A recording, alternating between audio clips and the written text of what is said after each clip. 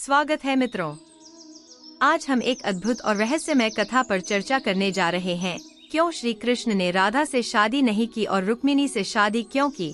यह कथा न केवल प्रेम की गहराइयों को छूती है, बल्कि हमें आध्यात्मिक और सांस्कृतिक दृष्टिकोण से भी समृद्ध करती है। चलिए इस अद्भुत यात्रा की शुरुआत करते हैं।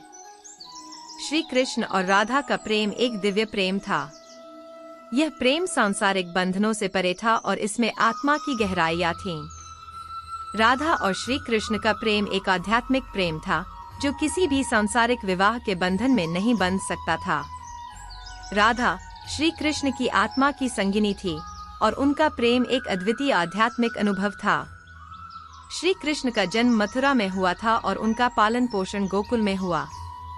उन्होंने बाल्यकाल में अनेक लीलाएं की, जिनमें से राधा के साथ उनकी रासलीला विशेष रूप से प्रसिद्ध है।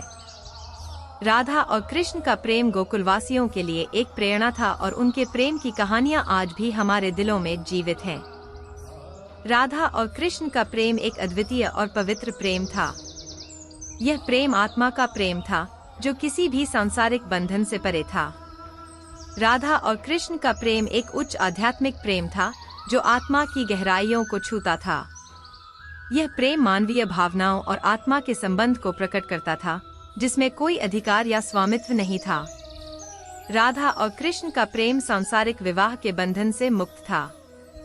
उनका प्रेम एक दिव्य अनुभव था, जिसमें उन्होंने एक दूसरे के साथ आत्मा का मिलन किया। राधा और कृष्ण का प्रेम हमें यह सिखाता है कि सच्चा प्रेम निस्वार्थ और पवित्र होता है।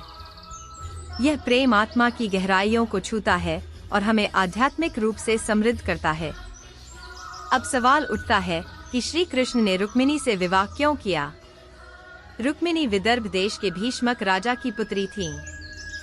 वे सुंदरता, गुण और धर्म में अद्वितीय थीं। रुक्मिणी ने बचपन से ही श्री कृष्ण के बारे में सुना था और मन ही मन उन्हें अपना जीवन साथी मान लिया था।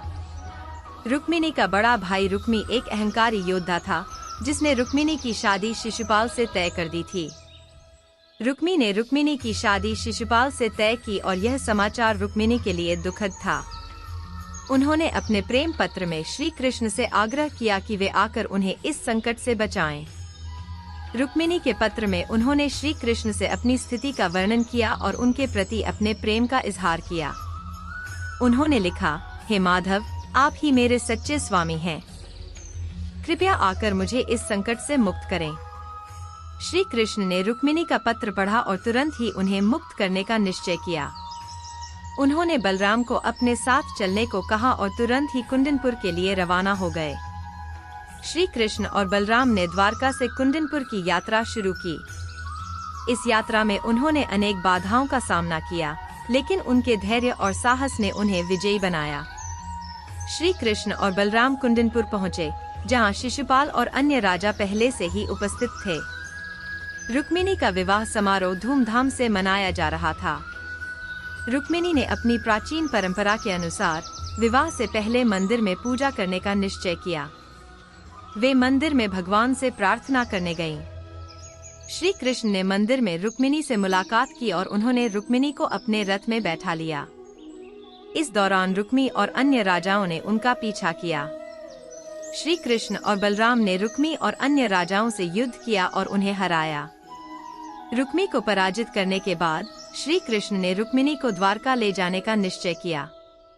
श्री कृष्ण और रुक्मिणी द्वारका पहुँचे, जहां उनका भव्य स्वागत किया गया। विवाह समारोह का आयोजन किया गया, जिसमें सभी देवता और मुनि उपस्थित थे। श्री कृष्ण और रुक्मिणी का विवाह दिव्य वातावरण में संपन्न हुआ।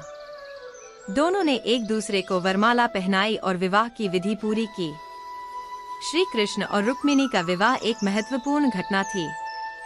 इस विवाह ने न केवल धार्मिक और सामाजिक दृष्टिकोण से महत्वपूर्ण भूमिका निभाई, बल्कि यह श्री कृष्ण के जीवन में एक महत्वपूर्ण मोड़ भी था। रुक्मिणी ने अपने गुणों और धर्म पालन से द्वारका वासियों का दिल जीत लिया।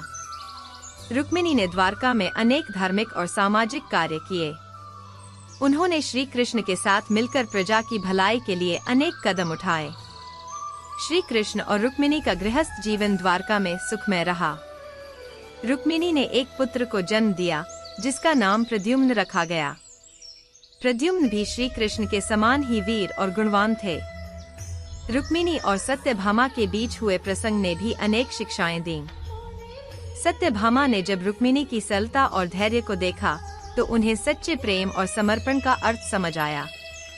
रुक्मिणी के जीवन से हमें धैर्य, प्रेम और समर्पण की महत्ता सीखने को मिलती है। उन्होंने अपने कठिनाइयों को धैर्य और विश्वास से सामना किया और अंततः विजय प्राप्त की।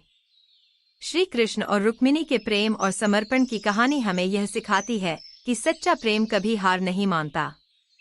इस प्रकार श्री कृष्ण ने राधा से शादी न करके रुक्मिणी से की थी।